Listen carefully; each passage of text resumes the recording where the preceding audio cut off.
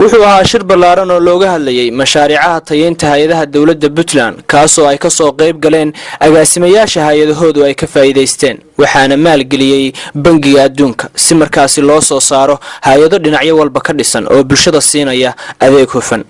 Kulankan oo ka dhacay Xarunta wasaaradda qorshaynta iskaashiga caalamiga ah ee magaalada Garowe waxaa intuu socday looga hadlay sidii loo sii anbaqaadi lahaa qorshayaasha horumarineed ee socda maadaama hanaankan lagu tayaynayo hay'adaha kala duwan ee dawladda lana daadajiyay inuu Puntland ka shaqeeyo muddo dhan 5 sano. Agaasimaha guud ee wasaaradda qorshaynta iyo iskaashiga caalamiga ah ee dawladda Puntland Xuseen Cabdi Jaamac ayaa markii uu shirku soo dhamaaday u sheegay Puntland TV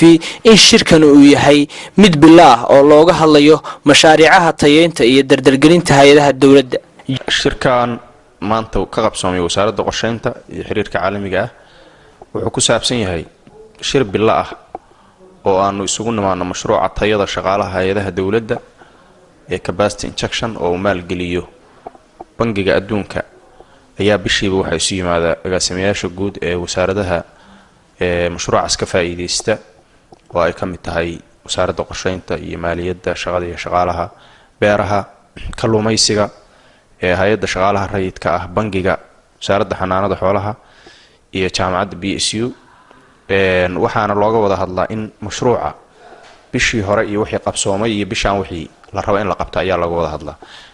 waxa looga wada hadlay shirka maanta oo maaragtay bisha March in la iska xog wareysto shaqaalaysiintii aan dawladdu ay waday meesha ay marayso ayadoo hay'adda shaqaalaha rayidka ay si fiican uga warbixisay meesha shaqaalaysiintii marayso iyo inay soo gabagabeynayso interview-yadii iyo maxaan ku yiraahdaa imtixaanada ay soo gabagabeynayso maalinta Isniinta ah maalinta Sabtida ah hadii aan waxa kale oo la iska wareystay wasaaradda shaqada iyo shaqaalaha tababarada iyo jaamacadda ay wado oo shaqaalaha dawladda lagu tababarayo nidaamka shaqada iyo waxyaabo kala duwan oo lagu horumarinayo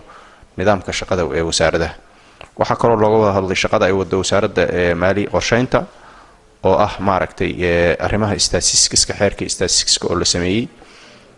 qiimaynta iyo dabagalkii siyaasadda qiimaynta iyo dabagalka iyo strategic plans ama maaragtay qorshayaal loo sameeyo dhammaan wasaaradaha ku jira mashruucan iyo wasaaradaha dawladda oo dhan shirku wuxuu ahaa shir successful oo maaragtay guul ah waxaana ka soo qayb galay agaasimayaasha guud ee hay'adaha iyo gudoomiyayaasha iyo shaqaalaha kale ee mashruuca quseeyo waxaana ka soo baxay tala bixino iyo qorshaha la qabanayo bisha inta ka dhiman iyadoo la iclaamiyay waqtiga maxaan ku yiraahdaa shirka ku xiga waqtigaas ayaa la iclaamiyay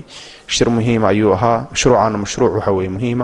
oo dawladda ka taageera dhisidda awoodda haday tahay qalabka xafiisyada haday tahay gaadiidka haday tahay shaqaalaha siyaasadaha iyo qorshayaasha dawladda aad iyo aad waa mahadsantihiin Jaafar Macal Maxamed Puntland TV Garowe.